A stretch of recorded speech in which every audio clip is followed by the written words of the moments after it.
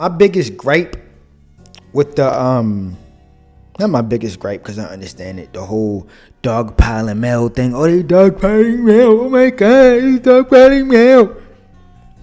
I used to be a part of that dogpiling Mel team. Like, I used to really be like, yo, these niggas are going too hard. Because I do agree, bro. Here's the issue with the dogpiling.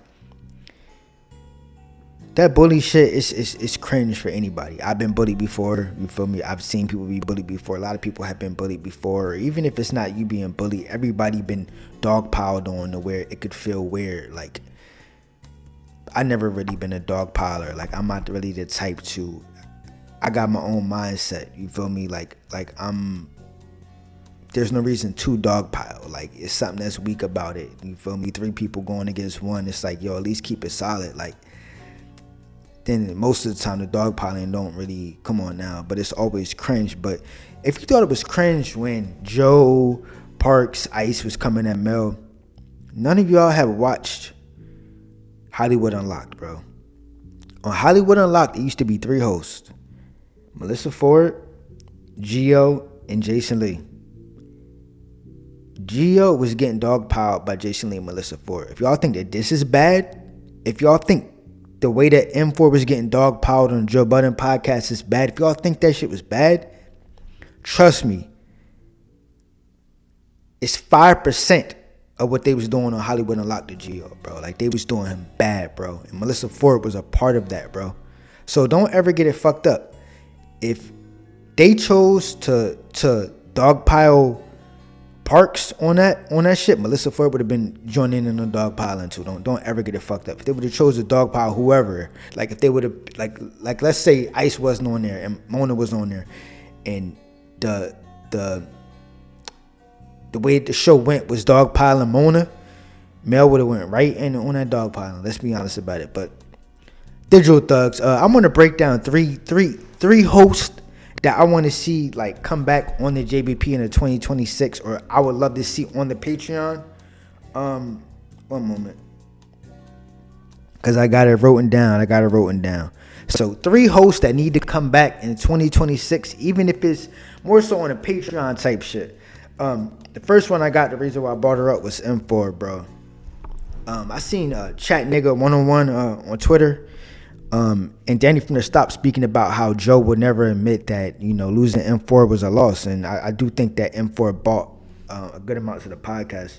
She didn't speak much, but I feel like they didn't utilize her in a way that she could have been utilized. Like, I feel like they more so could have threw her in. Like, she's smart. She's not super smart, but her-ish and Mark kind of mesh well on that adult type shit, where I feel like Flip, Joe, and Ice could have been a little bit more on the immature side, and then Parts could have been somewhere in between. You feel me? I do think that M4 brought a lot to the podcast. I just think that they wouldn't really allow her to shine in her best way. You feel me? Like, anytime that people comment on every fucking thing you do, or you got Corey in the background laughing, that stifles you, my nigga. If you around a group of niggas, you might really have a true opinion, and you know that, yo, these niggas, even if I say the whatever I say, it could be, I could say the sky's blue, or I could say the sky's green, I could say the sky's orange. Whatever the fuck I say, they're going to comment on it, and they're going to break it down, and just anything I say, they're going to critique it for no fucking reason.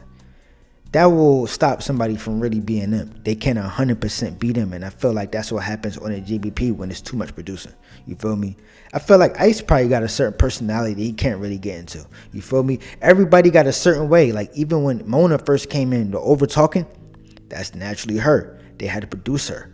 So also understand, a lot of this shit on the JBP is a percentage of people really being them. Some of it is them produce themselves because of how many views the show gets. Some of it is Joe producing them.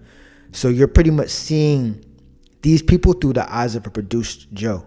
You feel me? I would love to have seen Mel, because like I said, her initial showing up on the pod on the Patreon was one of my favorite Joe Budden episodes ever, bro. Like, on some real shit. Never even cared about Melissa Ford, so I watched that shit. You feel me? Next thing you know, I'm on Reddit gooning to her pics. You feel me? But anyway,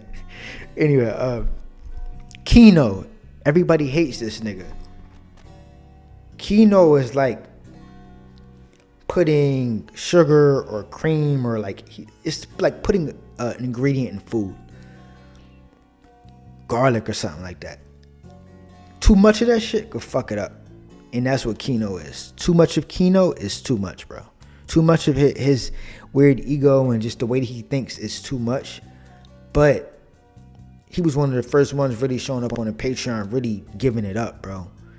Ice will come on that joint and really kind of hide how we feel about certain shit. They're being produced. Keno was raw, bro. Anytime these hosts come on and they're raw and they're saying what they really feel, the nigga Keno came on that joint breaking down how he cried about a bitch. Like, who the fuck says shit like that? Even we all done it, but nobody gonna say that shit, bro. Like, Keno was fire, bro, and he had like a cool perspective. He's like one of the bros like them niggas, but he's like Uncle timed out a little bit, you feel me? He's on his Royce 5'9" out a little bit. So I think Keno, I would love to see him come on the show more. We've seen him on a whole marriage relationship show or whatever like that, but I would love to see that nigga come on more shows and shit like that. Finally, this is a fan favorite, bro. This is a fan favorite, but this is like a Joe Budden brand non-favorite. Shampoo, bro. Shampoo. Niggas diss Flip. What did he bring to the pod? Yo, Flip brought a lot to the pod, bro. He brought a whole new energy to it. You feel me? Improper Improv, the first Joe Budden produced show that actually was fucking fire. You feel me? On the real. Like, I mean, they doing better now with the marriage counselors and shit like that, but Flip was the first one to really bring that value. You feel me? He had other hosts, Rory, Maul, Ice-ish. They didn't bring shit through, bro. Are you fucking kidding me, nigga? But anyway, he bought Shampoo. Shampoo is golden, bro. He don't care. He's an old man that's retired. He was on Howard Stern. He was on, like, before all of this shit. Howard Stern is like the king of this shit. Howard Stern is who Charlemagne and who Joe Budden will hope to be, like the black version of them niggas. Shampoo was with that nigga. I would love to see that nigga come on the show. Especially him and Mona together, back and forth. That would be amazing, bro. I don't know what Joe plans to do with the Patreon and what he look to do producing wise, or he's trying to go more mature, more political.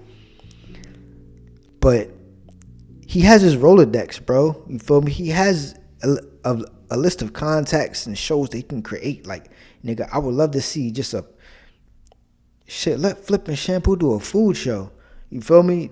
The only thing that just will throw it off a little bit though is like Flip. He too pocket watching. Like he might want a crazy amount for the food show and shit like that, and then it's like because he bought Shampoo on deck, he felt like Shampoo is like his employee, even if Joe giving him a check, so that could throw it off a little bit. But Digital Thugs, that's 3 hosts I want to see